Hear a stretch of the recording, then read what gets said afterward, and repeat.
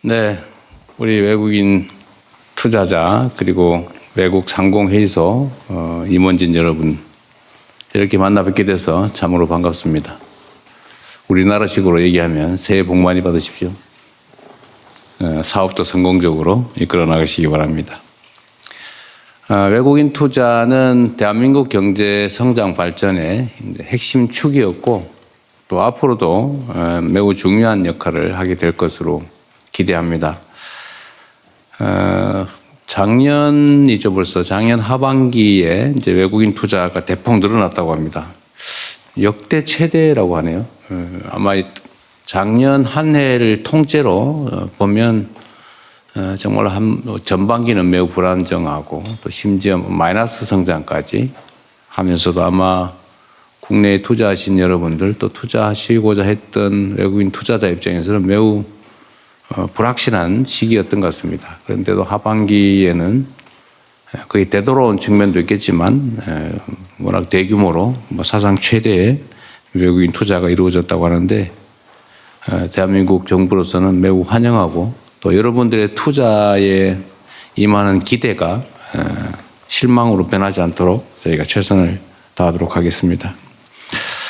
아마 여러분께서는 대한민국의 현재 경제 상황에 대해서 현장에 또 계시기도 하기 때문에 과거와는 다른 면모를 보시는 측면이 있을 겁니다. 특히 그게 드러나는 게 아무래도 자본시장, 주식시장의 전례 없는 변동이죠. 우리 대한민국 국민들도 놀라고 있지만 사실 저도 이렇게 될 줄은 알긴 했는데 너무 빠르다. 예상보다 너무 빨라서 놀랍다는 생각도 합니다. 그러면서도 또 한편으로 생각해 보면 이 정상화의 과정이기 때문에 대한민국이 가지고 있는 원래의 기초 체력 이하로 평가되고 있던 것이 이제는 조금 제대로 평가받는 과정에 있는 것 같습니다. 앞으로도 그러면 어떻게 될 거냐. 저는 우리 대한민국의 주식시장이 대한민국에 투자하시는 여러분들의 미래를 좀 보여주는 거 아니냐 이런 생각이 듭니다.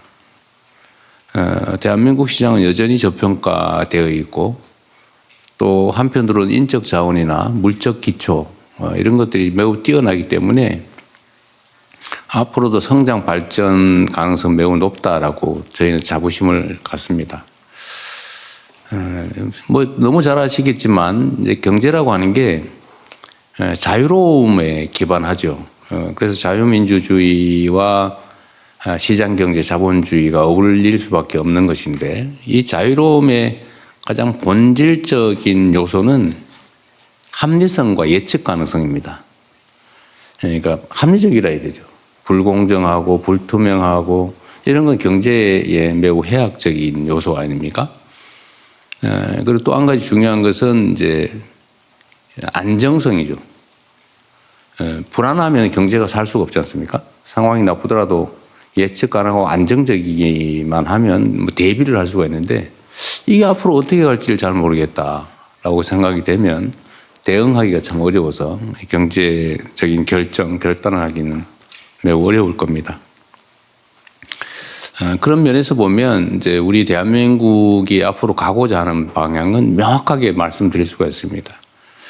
제가 작년 9월인가 이제 월가에 가서 몇 분 이제 만나서 그때 얘기를 하면서 제가 그런 얘기를 했습니다. 앞으로 대한민국 주식시장이 이렇게 아마 바뀔 텐데 많이 투자를 해주면 좋겠다. 그런데 가능하면 대한민국 국민들이 주식을 좀 많이 산 다음에 들어오시면 좋겠다.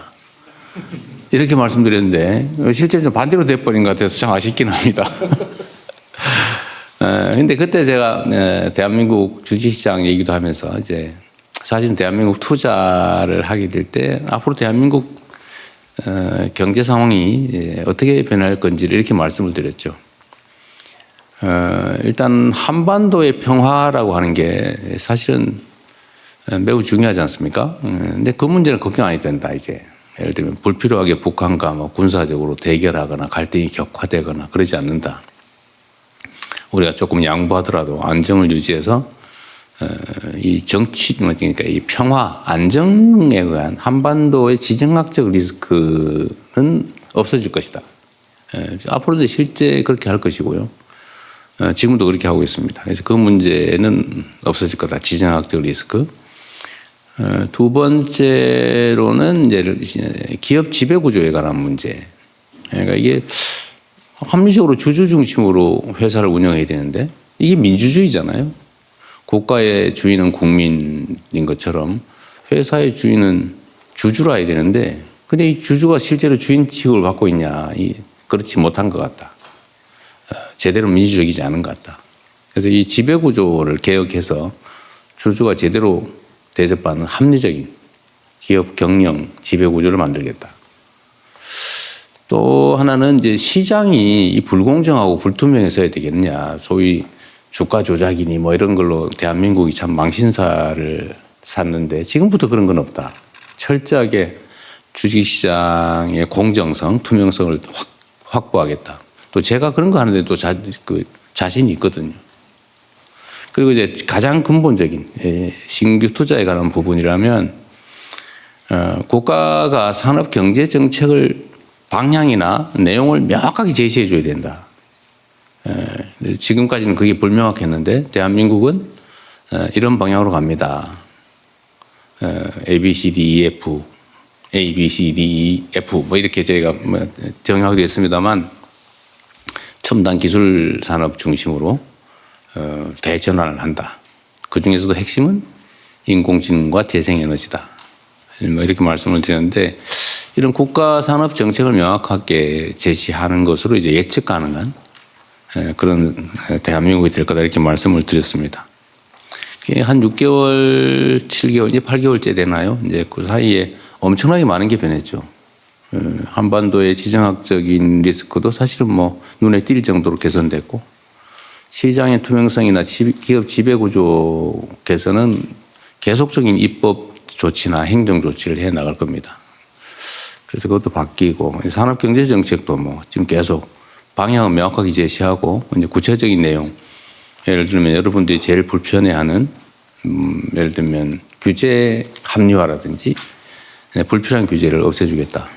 자유롭게 또 공정하게 경쟁할 수 있게 해주겠다. 또 투명하게 모든 행정이나 정책을 결정하겠다. 이런 점들은 이제 앞으로 더 명확해지겠죠. 그리고 이제 뭐 하나 더 추가로 말씀을 드리면 저희가 이제 정책의 큰 방향 중에 하나 이런 게 있습니다. 대한민국은 여러분이 아시는 것처럼 사실 땅덩어리로는 매우 좁아요. 아주 조그만하죠. 그리고 서울과 지방이라고 해봐야 사실은 고속철도로 2시간 남짓이면 다 도달하는 건데 아마 중국 같은 데 성과 성 사이 움직이는 정도일 거예요. 매우 좁죠. 그래서 사실 지방과 수도권의 개념이 크게 큰 차이가 없는데 거리로는. 근데 정치 경제적으로는 엄청난 차이가 있습니다. 그러니까 수도권이 막 몰려 있고 지방은 좀 많이 비어 있고. 그래서 이거를 대대적으로 전환을 하려고 해요.